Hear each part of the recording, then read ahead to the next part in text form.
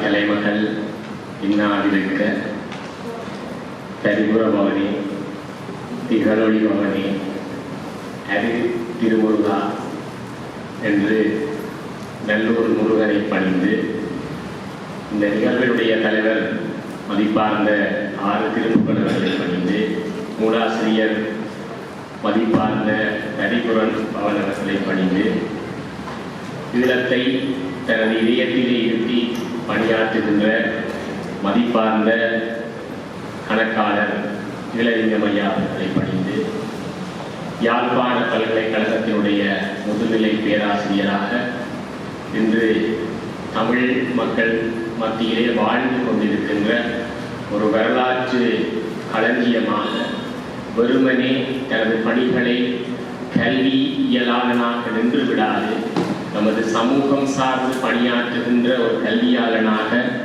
இந்த இனத்தினுடைய இருப்பிற்கு பெரிதும் உதவி கொண்டிருக்கின்ற மதிப்பார்ந்த பேராசிரியர் புஷ்பரத்னம் அவர்களுடைய அவையிலே உரையாற்றுவதை ஒரு பேராக கருதுகிறேன். அவருடைய திருப்பாதங்களிலே பணிந்து வழங்கிக் கொள்கின்றேன். நயப்புரையாற்ற வந்திருக்கின்ற கலாநிதி திருவரங்கன் அவர்களுக்கும் இந்நேர வணக்கங்கள், அவைக்கும் வணக்கம். ஒரு வங்கியாளனாக ஒரு வரலாற்று நாவலை வெளியிட்டு வைக்கின்ற தகுதி எனக்கு உண்டா என்கின்ற சுய கேள்வியை என்னுள்ளே கேட்டதில் இல்லை என்பதுதான் என் முடிவு. அப்படியாயில் ஏன் இந்த உரையை ஏற்றுக்கொண்டேன் என்கின்ற கேள்விக்கும் நான் பதில் சொல்லியாக வேண்டும். ஒன்று, இந்த நூலாசிரியர் திரு கரிபுர பவன் அவர்கள் எனக்கு தந்த கால அவகாசம். தலைவர் அவர்கள் கூறியது போல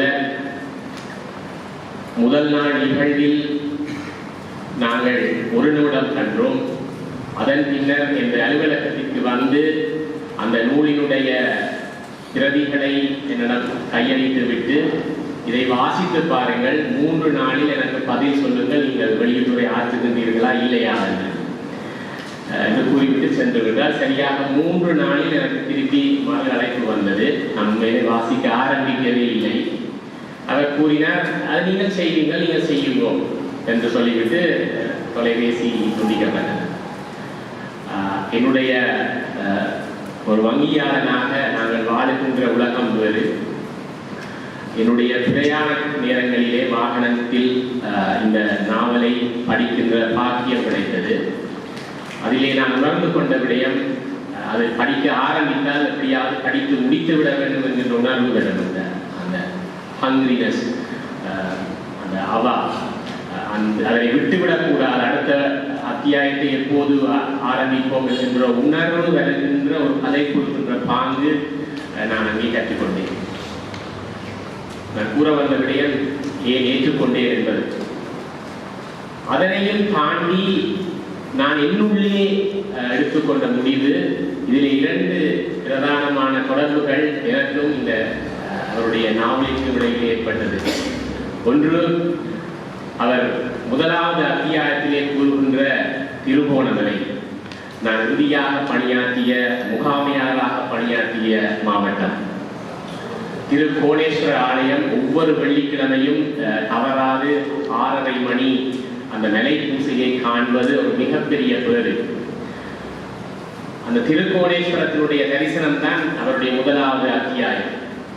அதனை வாசித்துக் கொண்டு செல்கின்ற வேளையிலே அடுத்ததாக 1-2 அத்தியாயங்களிலே வருகிறது சங்கானை. சங்கானை நான் முதலாக முகாமையாளராக வந்த ஸ்தலம். இந்த 2 தொடர்பையும் தவிர இந்த நூல் பற்றி வெளியீட்டை ஆற்றுகின்ற எந்த தகுதியும் எனக்கு கிடையாது என்பது என்னுடைய தாய்மையான விண்ணப்பம். அன்புக்குரியவர்களே,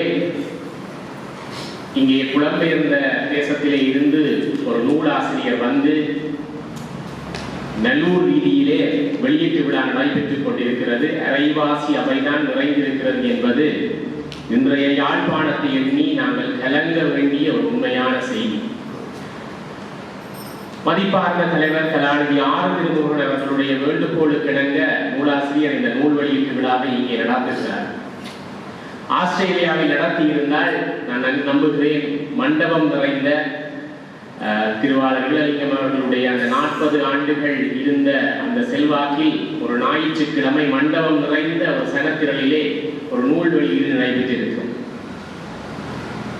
இந்த வேளையிலே புலம்பெயர்ந்த தமிழர்கள் என்பவர்கள் யார்? குறிப்பாக 87 இருந்து 95 காலப்பகுதியில் இந்த நாட்டை விட்டு சென்றவர்கள், 83களில் சென்றவர்கள் இருந்தாலும் பெரும்பாலானவர்கள் இந்த நாட்டை விட்டு சென்ற காலப்பகுதி 87 இருந்து 95.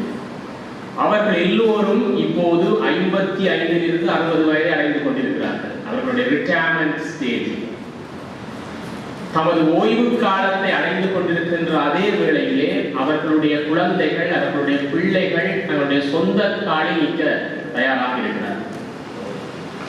தாங்கள் ஓய்வெடுக்கின்ற அதே வேளையிலே பிள்ளைகள் சொந்த காலில் வருகின்ற போது அவர்கள் தாயகத்தை பற்றி அதிகமாக சிந்திக்கிறார்கள்.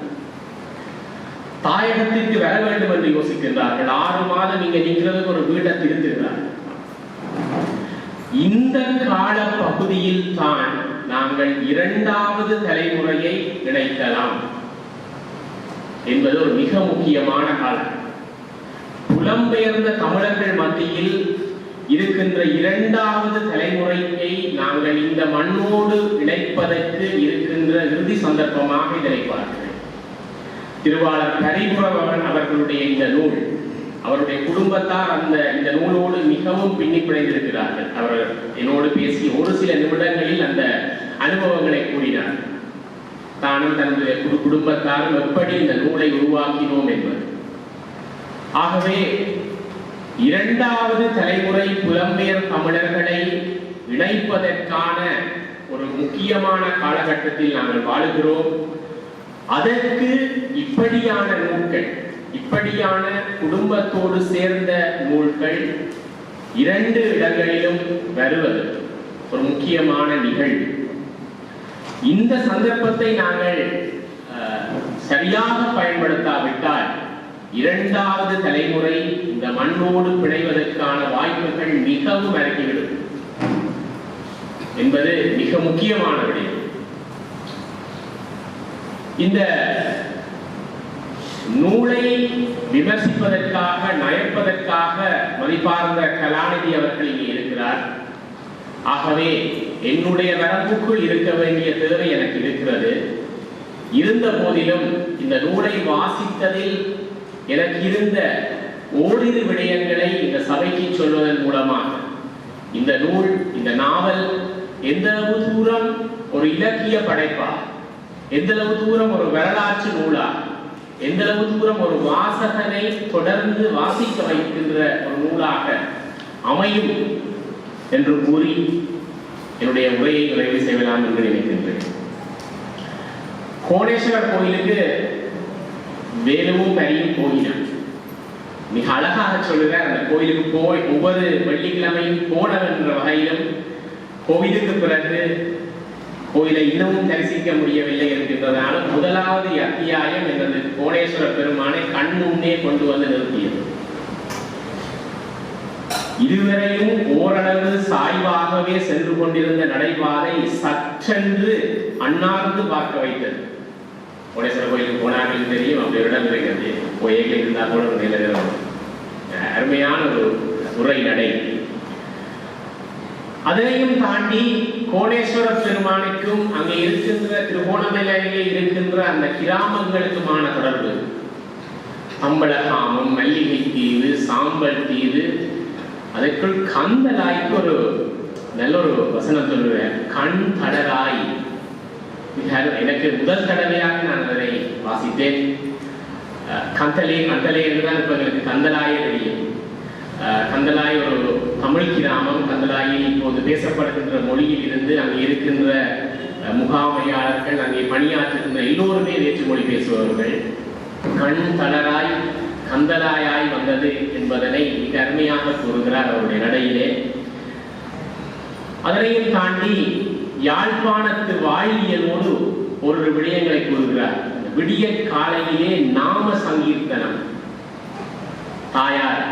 வேலூருடைய தாயார் சங்கானையிலே விடிய காலையிலே எழுந்து பூசை வைத்து நாம சங்கீர்த்தனம் கேட்டுக்கொண்டிருப்பதாக ஒரு தகவல். இந்த காலையிலே நாம சங்கீர்த்தனம் என்பது நமது வாழ்வியலிலே இருந்து இல்லாமல் போய்கொண்டிருக்கிற விடயம். காலையிலே எழுந்த உடனேயே நாங்கள் முதலாவதாக பார்ப்பது நமது போனை, முதலாவதாக எலாமணி பார்க்கிறது, அடுத்ததாக ஏதாவது மெசேஜ் வந்திருக்கான்னு பார்க்கிறது. அதையும் தாண்டி போனால் எங்களுக்கு ஏராளமான எஃப்எம் இருக்கு, ரைட். நாம சங்கீர்த்தனங்கள் என்பது நமது வாழ்வியலோடு பின்னிப்படைந்தது.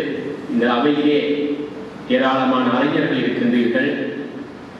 திருவாளர் பேராசிரியர் கூறியது போல அடுத்த தலைமுறைக்கு ஒரு செய்தியை சொல்வதாக அவை அமைகிறது. சங்கான பெரிய நாச்சியார வீட்டை பற்றி மிக அழகாக சொல்றேன். 2 தளம், மேல் மாடி நாச்சியார வீடு ஒரு பதிவு, கீழ் தளத்துல 8 அறை, மேல் தளத்துல 6 அறை. பேக்கோ இல்ல, ஸ்கேஃபோல்டிங் இல்ல, காங்கேசந்துர சீமந்து இல்ல, ரீஇன்ஃபோர்ஸ்மெண்ட் இல்ல, கெமிக்கல்ஸ் இல்ல. அந்த காலத்துல எங்களுடைய கட்டிட கலைஞர்களுடைய நுட்பம், ஸ்ட்ரக்சரல் இன்ஜினியர்ஸ் இல்ல, டைல்ஸ் இல்ல. ஆனா 2 தளத்துல நாட்சார வீடு, கீழ்த்தளத்துல 8 அறை, மேற்தளத்துல 6 அறை. மிக அழகான ஒரு வரலாற்று பதிவு. இதனையும் தாண்டி இந்த நூலில் சில இலக்கியம் சார்ந்து, ஏற்கனவே கூறியது போல இந்த நூலை நயப்பதற்கு இங்கே கலாநிதி தயாராக இருக்கிறார். என்னுடைய எல்லையை மிக தெளிவாக வகுத்துக் கொள்கிறேன். அவர் இந்த ஏறத்தாழ 38 அதிகாரங்கள் அல்லது அத்தியாயங்கள் மௌனத்தீவில் தொடங்கி விடுதலையிலே முடிகிறது.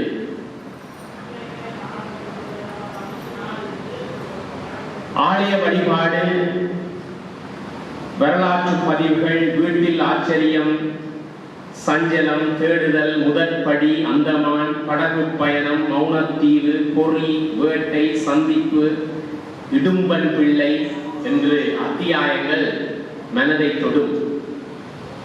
இதையெல்லாம் நீங்கள் படிக்க வேண்டியவை. அதனையும் தாண்டி ஒரு தமிழ் பண்டிதருடைய மகன் என்பதனை நிறுவுகிறார். சில கேள்விப்படாத ஆங்கில பதங்களுக்கு சரியான தமிழ் மொழிபெயர்ப்பை இட்டிருக்கிறார். ப்ரொஜெக்டர், படமெறி கருவி, படமெறி கருவி. கான்ஃபரன்ஸ் ஹோல், கான்ஃபரன்ஸ் கால், குழு அழைப்பு, ஏர் கண்டிஷனர், குளிர் பதனிகள், கிரீம், கழிப்பு. அருமையான தமிழ் பதங்களை புலம்பெயர்ந்த நாட்டில் 40 ஆண்டுகள் வாழ்ந்த ஒருவரால் இன்றைக்கும் எமக்கும் தெரியாத தமிழ் பதங்களை, டெக்னிக்கல் வேர்ட்ஸ், சாதாரண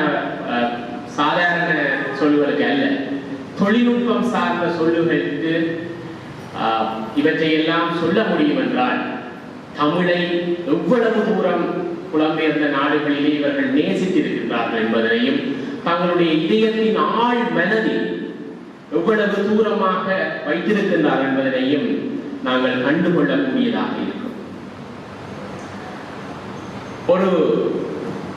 ஒரு கட்டத்திலே கூறுகிறார், முயலை வேட்டையாடி அவர்கள் சாப்பிட வேண்டியிருக்கிறது.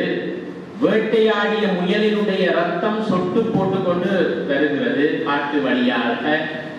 அந்த இரத்தத்தினுடைய வாடையினால் காட்டு நாய்கள் வந்ததாகவும், அதனை காப்பாற்றுவதற்காக அவர்கள் பட்ட பாடும், அதற்கு மத்தியிலே ஒரு பெண் கதாபாத்திரத்தை கொண்டு வருகின்ற அந்த இலக்கிய நயப்பு மிக அருமையாக இருந்தது. சில இடங்களிலே உண்மையிலேயே இந்த கதையை வாசித்துக் கொண்டிருக்கின்ற போது மெய்சில் இருக்கிறது. நிச்சயமா உண்மையாக வெறுமனே ஒரு மேடை பேச்சுக்காக நான் இதை கூறவில்லை. அந்த அளவு தூரம் ஒரு வாசகனை தன்னுடைய கதாபாத்திரத்துக்குள் இழுத்து செல்லுகின்ற ஒரு ஆற்றலை இவ்வளவு காலமும் இவர் வைத்திருக்கின்றார் என்பது மதிப்பார்ந்த திரு ஈழலிங்கம் அவர்கள் கூறியது போல இது நிச்சயமாக அவருடைய முதல் படைப்பாகவும் இறுதி படைப்பாகவும் அமையாதது என்பது திண்ணம். இன்னும் பல படைப்புகள் உருவாக்குவதற்குரிய அந்த ஊற்று அங்கே இருக்கின்றது. படைப்பாளி என்பது ஒரு ஊற்று. அது வர தொடங்கிவிட்டால் வந்து கொண்டே இருக்கும், அதை நிப்பாட்ட முடியாது. அந்த ஊற்றை காணக்கூடியதாக பல்வேறு இடங்களிலே நாங்கள் அதனை கண்டுகொண்டோம். வேட்டை என்கின்ற 24ஆம் அத்தியாயத்திலே அவர் அந்த கூறுகின்ற அந்த கதை மிக அருமையாக இருந்தது. நான் இங்கே அவற்றை எல்லாம் வாசிப்பதன் மூலமாக என்னுடைய தலைப்பில் இருந்து விடுபட விரும்பாதன் காரணமாக அதனை நான் பகிர்ந்து கொள்கிறேன். நிறைவாக ஒரு முழுமையான வாசிப்பிற்குரிய அதே நேரத்தில் இங்கே பேராசிரியர் அவர்கள் கூறியது போல ஒரு எதிர்கால சந்ததிக்கான ஏராளமான செய்திகளை கூறுவதாக, பல உண்மை சம்பவங்களை ஒரு புனைகதை போல கூறுவதாக இந்த மௌனத்தீவு அமைந்திருக்கிறது. என்னமோ தெரியவில்லை, ஈழத்தமிழர்களுக்கு எப்போதுமே வேலுப்பிள்ளையின் பிள்ளைகள் முக்கியமானவர்கள். ஆகவே மதிப்பார்ந்த பரிபுரபவன் அவர்களும் வேலுப்பிள்ளையின் புதல்வனாக இந்த நாவலை படைத்திருக்கின்றார். வேலுப்பிள்ளைகள் எங்கிருந்தாலும் ஆசீர்வதிக்க வேண்டும், பண்டிதர் வேலுப்பிள்ளை உள்ளடங்களாக என்று கூறி இந்த அருமையான படைப்பை உருவாக்கி தந்திருக்கின்ற பெருமதிப்புக்குரிய பரிபுரபவன் அவர்களை சிரம் தாழ்த்தி வணங்கி இந்த நூலை